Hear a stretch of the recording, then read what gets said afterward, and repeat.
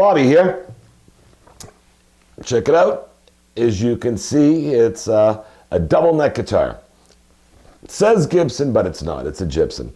I got this a couple of years ago. Steve from Boston had one, and they were fun to play with, something different. I had never played a real Gibson, or a real Gibson double neck, or an Epiphone double neck. And so I got one for like under 300, but unfortunately this needed a little bit of work. Really not even doing a video about this guitar, just some problems that I had with it. I had to get the frets leveled, and I had to have the pickups potted or waxed, because just the feedback was out of control if you were playing with an amp. Playing through my THU, you're kind of like in a closed circuit, so there's really not much feedback. After I got it potted,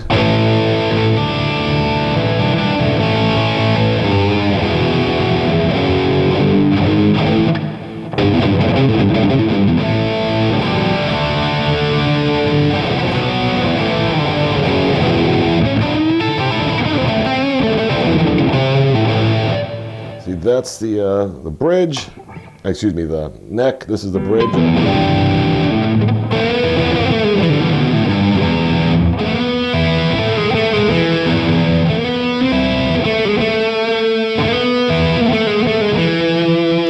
The strings are kind of dirty because I haven't played this guitar in a while.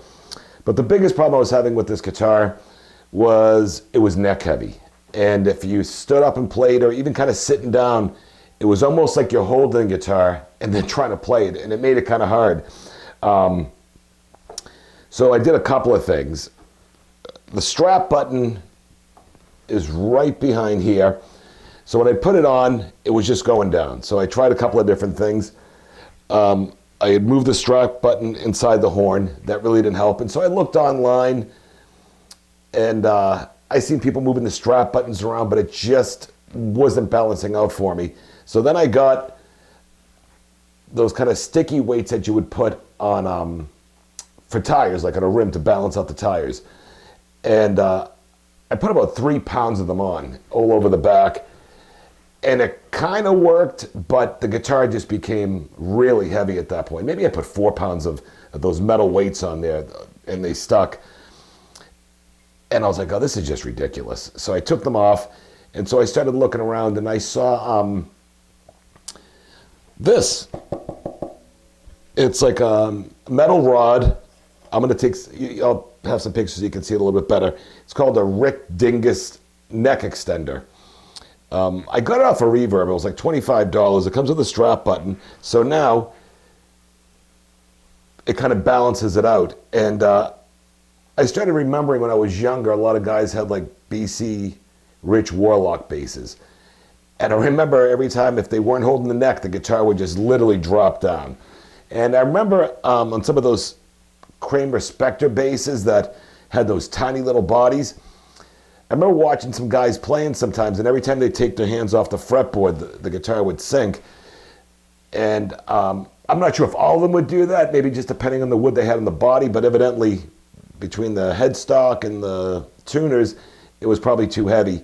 So those were really nice basses too, but I had to think of something. So I got this, I put it on here, and I also saw, I'll see if I can find a picture of it, but Brian May has a double neck version of the Red Special, and one of his guitar techs had put like an extender on it. I saw that after I put this on there, and it kind of balances it out. Let me put a clean sound on over here.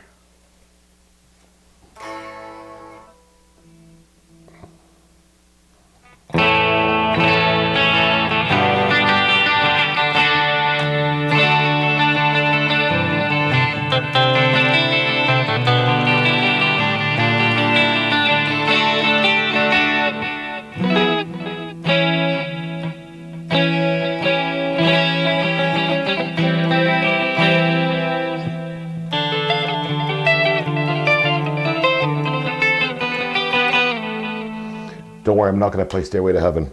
I really wasn't doing a review for this. I just really did the video for anybody who's having neck-heavy guitar problems and moving around the strap button's not going to help you.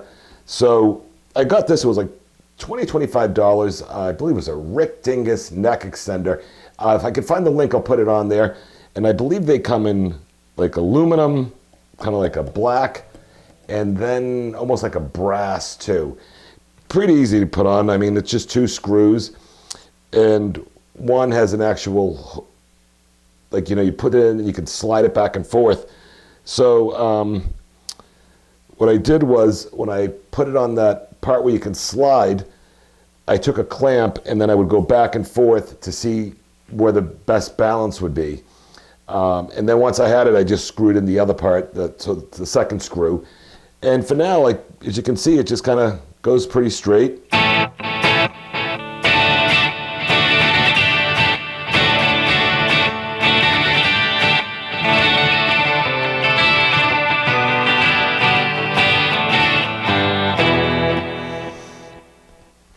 You know, listen, if you're going to get one of these guitars, whether it's leveling the frets, getting new pickups or the pickups waxed or potted, they need work.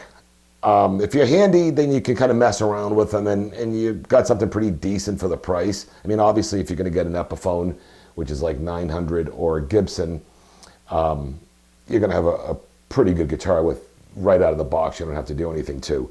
So, you know, buyer beware. If you're good at tinkering around, then it's kind of fun to have. But if you're going to have to send it out somewhere and get a lot of work done, it's not worth doing.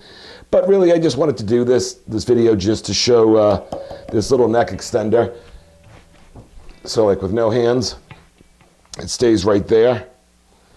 And I remember when I first got it, it was just so hard to play because I'm holding it up and then trying to play and stuff like that. It was just really uncomfortable. And then I started looking around, and I found that neck extender.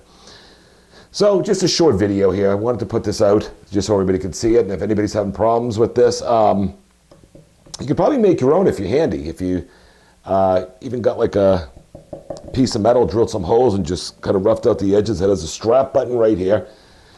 You know, if you can make one, that'd be great. But for $25, it makes life a little bit easier. So that's it. Any questions, comments, put them below. Just wanted to put this out there to help anybody who's having neck-heavy guitar problems. And I'll get some other videos out as soon as possible. Thanks for checking out and subscribing, and hope to see you again. Thank you.